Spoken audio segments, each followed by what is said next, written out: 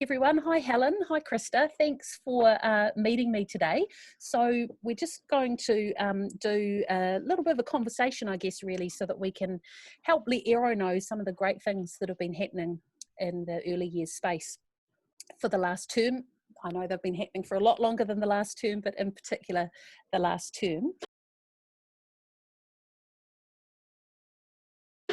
So I guess, Helen, if I could just start with you, could you tell us, like, what are some of the current strengths of the team? Like, maybe describe a little bit about your team and the current strengths that you've got there with the team that are working with you. So there's 2.5 teachers and all of us have trained teachers of the deaf, where one of the strengths is one of our team members is also a trained New Zealand Sign Language interpreter, qualified, and the other is also early intervention trained, and they are both early childhood qualified as well. I'm primary trained with Teach of the Deaf on top, and we also have the support of speech language therapist and SL tutors who come in regularly. Nice. So quite a diverse team with lots of experience. And what, sorry, just repeat that last little bit for me again. NZSL tutors come in to the program as well. Nice. So quite diverse. How does that look like in your day-to-day practice? Like what everybody's doing? How do they all kind of fit in together? As teachers, we work at 9, we're licensed 9 to 1, so we work with students and families from 9 to 1, Monday to Thursday. So as teachers of the deaf, we would have an individual session with a parent and child for communication development, and also group times where we plan and teach the sessions around the children's needs and interests. Parents stay for our program, so a lot of the activities and planning we do is also based on parent need or parent support. Parents get a chance for parent-to-parent support, but also support from teachers and or with the speech language therapist. And the NZSL tutors come in to as a role model for the children, but also for tuition for parents in sign language. Nice. That's great. So it's a real early intervention model of working with parents, working alongside the children as well. Okay, Krista, thanks, Helen. Krista, could you maybe tell us a little bit about your service, because it's quite different to the one that's run in Christchurch, and what some of the strengths of your team are that are working with you? Quite a new team. Right. Well, we are a fully licensed preschool. So we start from 8:30 and go to 2:30 in the afternoon, and that's 5 days a week. And we are licensed for up to 30 children. And normally, on an average day, we'd have 20 children.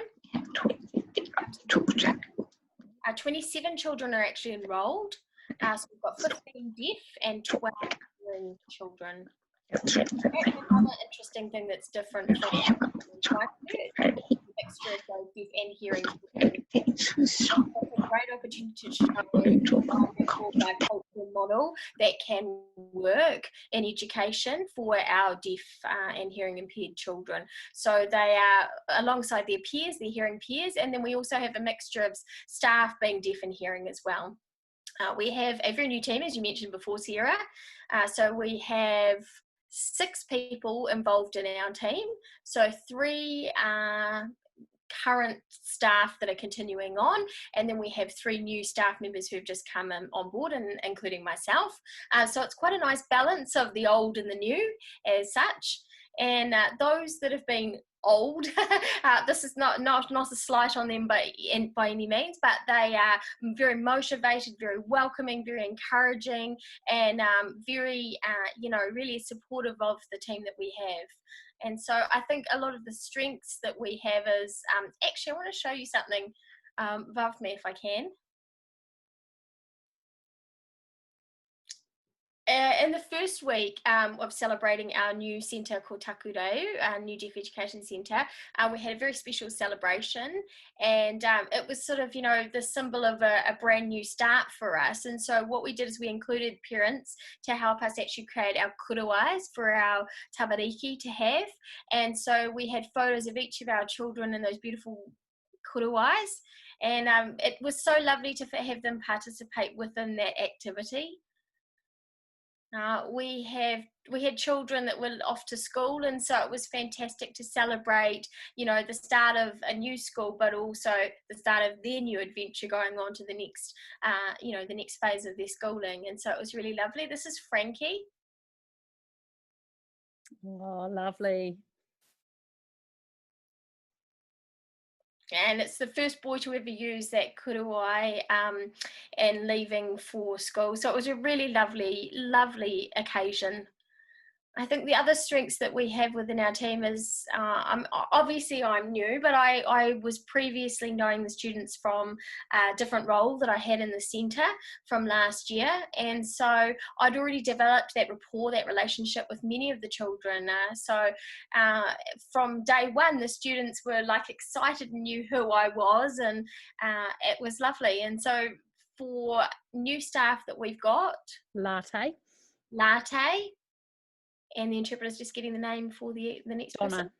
Donna. And Donna. Yeah. The children really have engaged very well from the get-go. And so it's been so lovely to see those relationships develop between students and staff. So, Right. yeah. Thank you, Krista. And what I know of your team, the teachers on your team, 3 of you, you're very similar to Helen's team, that you've got 2 ECE trained teachers and you're a primary trained teacher, but all you and one other are teacher of the deaf trained, and one who's about to do it next year as well. So also really great to see the strengths of ECE teachers working in this space, which is awesome. Did you want to add something to that? So we are also fully licensed. Yes, good. And we do also have hearing children enrolled. We have siblings and children of deaf adults enrolled in our program. Awesome. And we also have quite a big number of deaf children at the moment. So we get have a lot of deaf adults who use native sign language users. So that's been great for our program pretty much every day of the week. That's brilliant. So New Zealand Sign Language is something that's really used and celebrated in that setting, Helen, with those adults around as role models. And I know that that's something you've been working on as well, Krista, around that bilingual, bicultural approach in the preschool. Krista, that was one of your practice review topics. Do you want to talk a little bit about that, or other topics, things that you're really focusing on this term? Okay, so yes, bilingual, bicultural, the model of that within education is a big focus for me. And I was working point 1, that was one of my focus areas, and I could see that there was a need to, an improvement in that area that was needed. And so it was a key focus for me when I started working here officially in the capacity I'm in now. And yes, there is philosophy around that I'm already looking at, that I'm already in agreement with. And so I looked at those philosophies that are already documented, but there was nothing about what that actually looks like here in deaf education, and how that guides staff to actually ensure that that works successfully.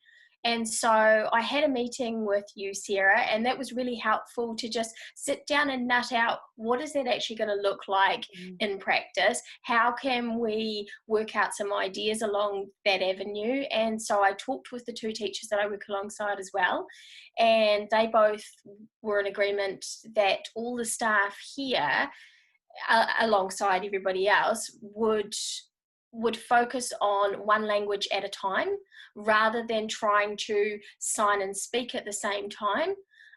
We have a lot of examples of why that's really important. We have mat time, and so we have NZSL at the front, of mat time, so the children are really focused and attentive of that. And then at the back we will have a teacher sitting behind the students who will actually vocalize what's being said.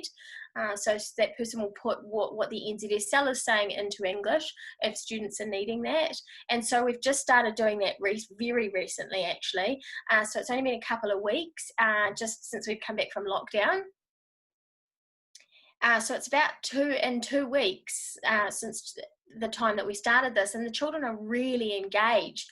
They're actually fine with actually being able to, those that can hearing the English behind them, but just seeing that one language and focusing on New Zealand Sign Language is really good. And having 2 people at the front, when we were doing it previously, we would have one person signing and then the person standing next to them would be speaking in English, and it was very confusing as to where they needed to look and who they needed to focus on. So having it where we've changed the setup is really great, and it's a different way of working. It's different from how we were doing it in the past. I think so far it looks really successful. I don't know what it's going to look like moving forward, but so far it looks great. Now, what was the other part of the question that you asked? What other topics are we focusing on? So the second is planning and assessment. That's a second focus that we have. So just improving our planning that we are doing. We've made some amendments, some changes to that process, and we're doing that every few weeks. We're sitting down and doing our planning, and we're adding an area of reflection to our own mat time. You know, what did we do? How did the children respond, especially when we're trying to do things in a different way, in a different format. So we're looking at that. Linked to planning and assessment, it's quite useful to have stories on the mat. They're looking at stories on the mat. Stories on the mat. Yeah. And so I think that might be something that's even more useful to include into this focus. There's 2 more topics. Data, effective data gathering and usage.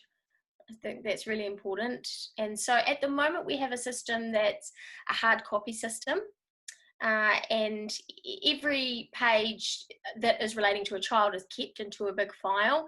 But recently, with the previous lockdown, we couldn't access all of that information because it was in hard copy.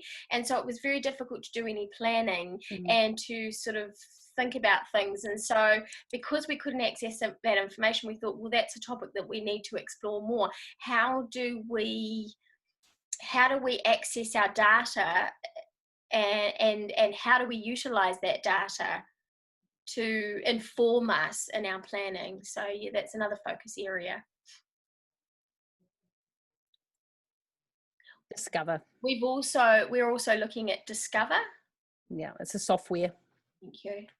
So we're looking at the Discover, and at the moment what we're using APT, and we're thinking about maybe we're possibly moving or migrating over to the other application. And so we're trying to think about what do we have in the system that maybe we can transfer over to a better system, which is we're thinking is Discover.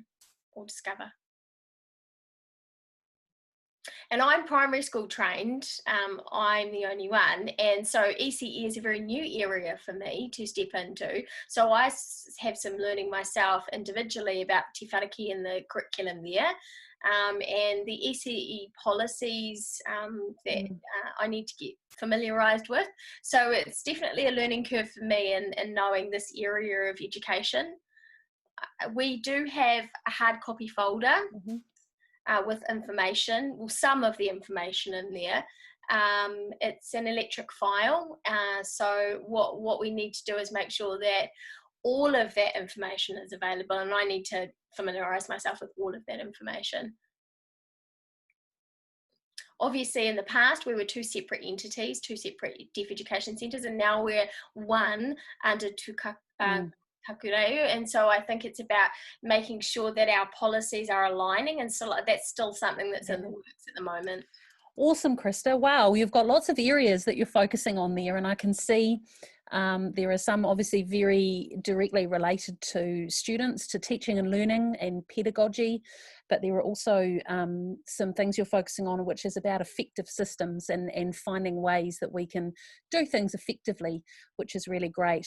I also know, Krista, that you've been having a lot of connection with Helen around some of that stuff, because I know some of the pedagogy and the systems that are used down here in Christchurch have been really great for you two to connect at that level and have those discussions, seeing if we can align some more, which has been great.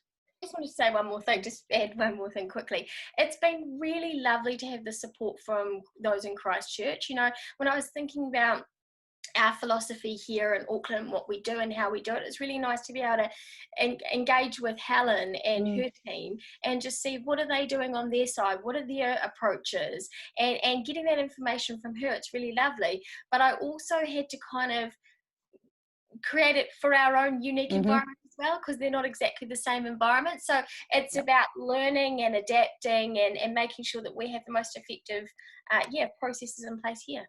That's awesome. Thanks, Krista. Helen, that's a great lead in for you. You've obviously been doing some great work with Krista. And what are some of the things that you guys are focused on in your area at the moment? So we started at the beginning of the year having a focus on, because we've got 28 students enrolled, but of course we only have probably 6 or 7 at a time. So we only see the students once, maybe twice a week. So we wanted to focus on how we could make that time more impactful by the follow-up at home and with families. So making sure the families were able to take some of the strategies and goals, etc., that we discussed, particularly in our one-to-one sessions, and how they can implement them in everyday life. So that was kind of our original focus. And then we had plans for that, and then lockdown happened, and but that also gave us the opportunity to look at that a bit more and look at how we could do that at distance, so using some online tools and digital tools. And that's when we looked at several platforms like Seesaw or Story Park, and Educa, which was some of the platforms that are already out there. And we chose Story Park, so our focus has become. Sorry, Educa, did you say? Yeah. And then CA, that's it. And we looked at all those. That was part of our sort of original. While we were in lockdown, we had time to sort of explore those platforms more fully, and we went with Story Park in the end. We did spend that last day before lockdown hurriedly trying to decide which one to use, but they changed the holiday date, so that gave us a bit of time. We've started Story Park, and we're looking at doing our planning on that and looking at the content of our planning, and also planning and assessment and what that looks like on Story Park and in the program, and also how we can use Story Park to facilitate those that follow up at home. So that's kind of where we're at now. Nice. And you have quite high parental engagement with that too, Helen? It depends. It's not everyone. Yeah. But yeah, the ones that are engaged are engaged. And the other good thing is we've been able to make links with some of our students who also have other professional support from maybe a resource teacher of the deaf or in their mainstream preschool, because all of our students also attend another preschool. Yep. And or cochlear implant habilitationist, or if they have a ministry SLT. If the families have been able to add them to their Story Park account, then their collaboration, we've seen a lot of potential for collaboration, and also with the child's mainstream preschool, because a lot of them are using Story Park. Fantastic. So that's been an added bonus. So that's another area we can look at. But and we've looked at ways to engage different parents, but it's definitely not everyone. Yeah, that's brilliant. But I guess one of the strengths of the program that happens here in Christchurch is that parents do come with the children, which is quite different to what happens in preschool. Children are able to come by themselves in the preschool in Auckland, so parental engagement poses a different challenge there as well. And because we just have one parent usually brings them, and in some cases grandparents bring them. Right. So it's a way to engage with a wider whānau as well. we're still working on. I was just going to say, what I forgot to mention was we have 3 preschool vans. And so the vans, our children obviously get ferried to the school. And our children in South Auckland, including our children from South Auckland, which means it can be really difficult for us, like you say, to engage with family members because of the setup that we have. But we also have other families who are highly engaged, a little bit like what Helen was saying about, and 50-50. We have a Facebook page that's set up. It's a private group that's been set up for parents to engage with one another, and we're also using that as well to engage with whānau. But also I think it's, we need to think about how do we engage with those that aren't engaging with us, that we can't see, because many times us teachers on site don't end up seeing the parents because it's only the drivers of the vans that actually do engage and see those parents when the children are being picked up and dropped off. And so I think it's about thinking about those opportunities, how do we bring those families, those whānau into the preschool and into our environment to engage with them. Thanks, Krista. That's definitely something I've got on my list of practice review or inquiry, internal evaluation that we're doing is that wider whānau engagement is something we do. I have a personal interest in and would like to be finding out a little bit more about what we currently do. We're coming towards the end of 2020 and in Auckland there's been quite big changes. In Christchurch, not so many big changes in terms of staffing, but certainly we're starting to think about maybe some different service delivery that we could do, some other ways of doing things. I guess, is there anything that either of you are looking forward to developing or maybe seeing in the next 6 to 12 months, some opportunities that might be there, some other things you might like to see? Ellen? I was just going to say the other part of our program, of course, is the preschool residential courses. Yep. Which are when families come and stay for 4 days on site, and we have 10 preschool courses a year with up to 3 families at a time. Of course, COVID has disrupted that this year, but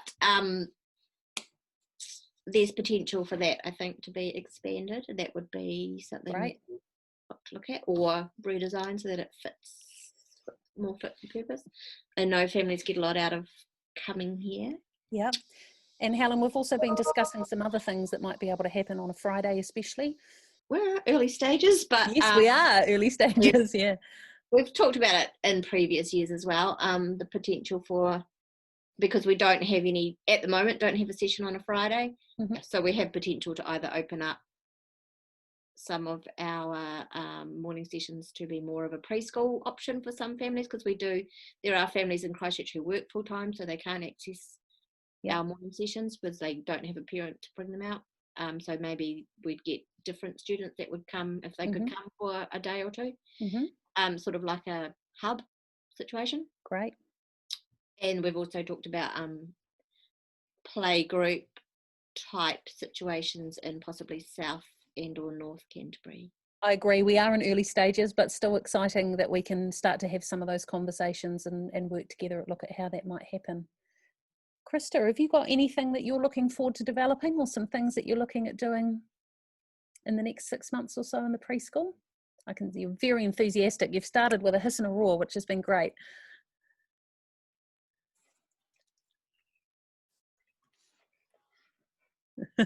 Yeah, big times for us, very big, exciting times.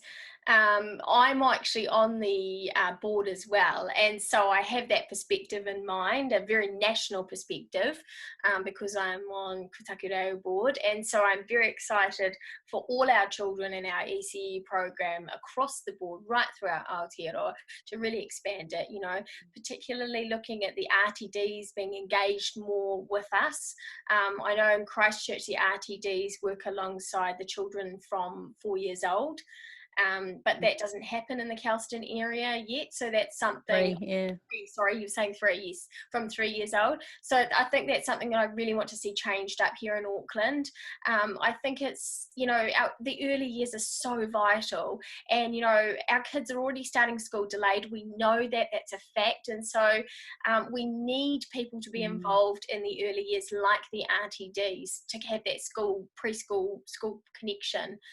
What we're planning to do is set up a play group there in Wellington, and I know that's happening, and that's something that's really exciting on the cards. I'm really excited about the potential of setting up a play group in South Auckland. Yeah. And I think that'll be fabulous. I think there's so many things, actually, to be honest, that I'm excited about that could be potential things in the future. I think we're doing really well as it is, though, I have to say. Yeah, you're right, Krista and Helen. There are so many possibilities, I think, and one of the tasks that I've got now is also looking at our resourcing, look at what we actually can do, what is the capacity, what is the capability of the people we're working with, and how do we really meet the needs of those young learners that we have. Look, I've just been blown away this term by the engagement with you two between each other, and also with me. I've obviously been on a big learning curve as well this term, being quite new to this role and this area. So I've loved getting to learn what's happening in both of your areas, still learning every day, and am also really looking forward to seeing what we can create in this space. So thanks so much for taking the time to chat with me today, and just to let ERO know some of the great things that are happening in our space, and the things that we've been doing and are focusing on in the future. So thanks so much to both of you.